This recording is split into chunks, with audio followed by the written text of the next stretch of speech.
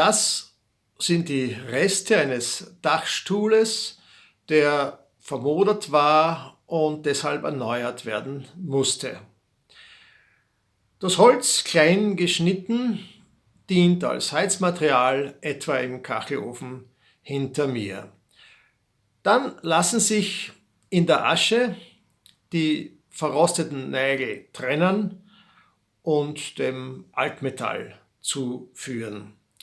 Üblicherweise werden aber verrostete, verbogene Nägel nicht gesammelt. Der Materialwert von Eisen ist vergleichsweise niedrig und eine Trennung aus Bauschutt oder alten Holzbeständen lohnt sich nicht. Das war zu Zeiten, als dieser Nagel geschmiedet wurde, ganz anders.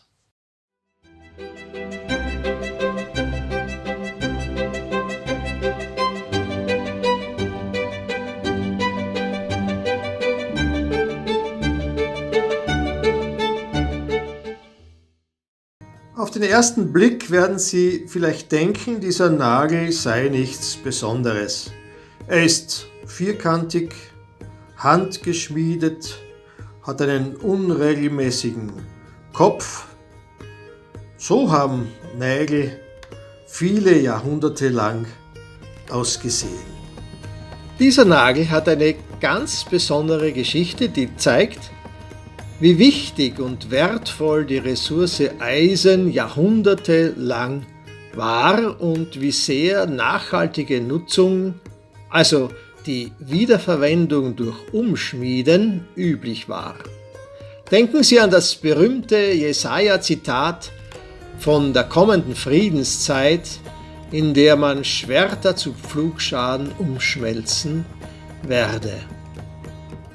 Dieser Nagel wurde vor fast 2000 Jahren geschmiedet. Genauer gesagt zwischen 83 und 89 nach Christus. Er stammt aus Inchtathel im Perthshire. Wie um alles in der Welt kam dieser Nagel in meine Hände? Im Jahre 82 nach Christus rückte die römische Armee unter Gnaeus Julius Agricola gegen die kaledonischen Stämme in Schottland über die Linie Tay und Forth nach Norden vor.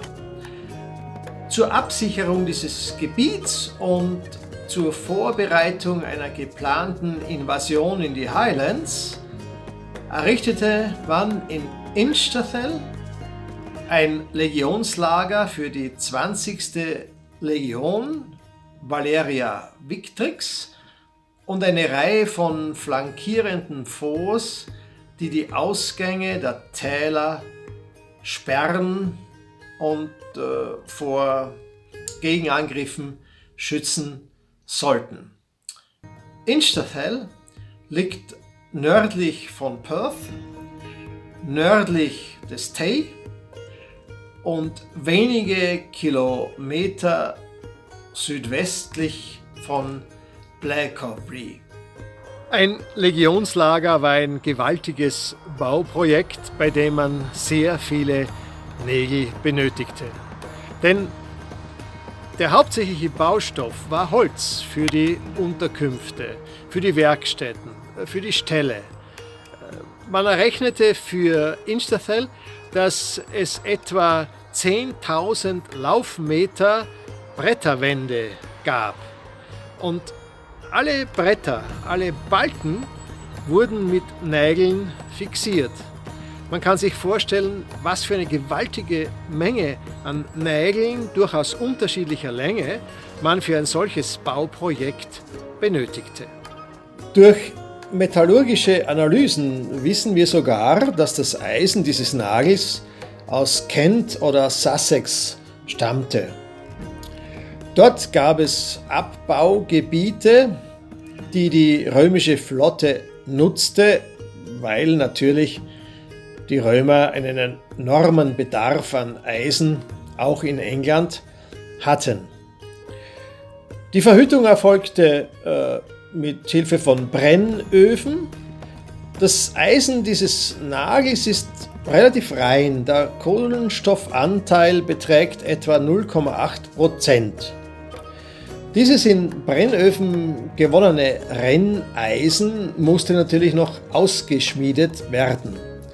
Das geschah aber üblicherweise nicht an dem Ort, an dem das Renneisen gewonnen wurde, sondern an dem Ort, an dem das Eisen benötigt wurde. Das heißt, die Eisenluppe wurde von der römischen Flotte nach Norden gebracht und dann bis ins Legionslager von Inchethel.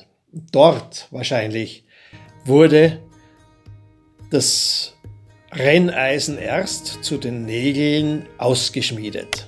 Noch bevor das römische Legionslager Inchethel fertig errichtet war, das Prätorium wurde nie fertiggestellt, wurde das Lager bereits wieder aufgegeben.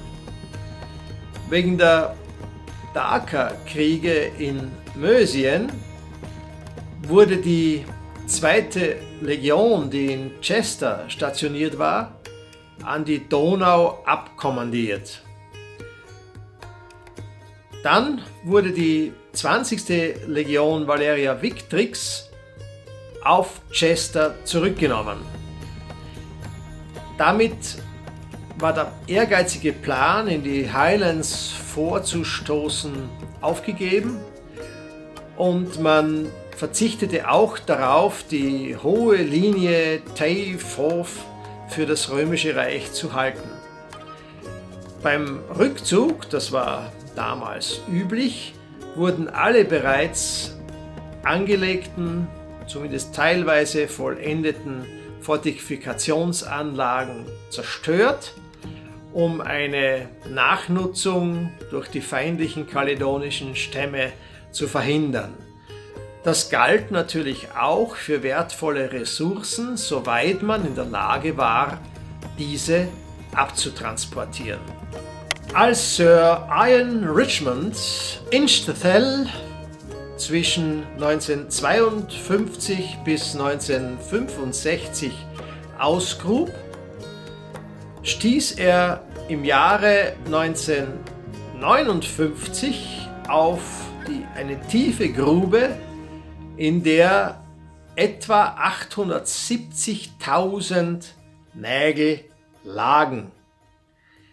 Das ist ein Gesamtgewicht von etwa 7 Tonnen. Die Nägel sind zwischen 5 und 41 Zentimeter lang. Daneben fand man auch andere eiserne Gegenstände, etwa Wagenfelgen, sodass sich das Gesamtgewicht des gefundenen Eisens auf 10 Tonnen belief.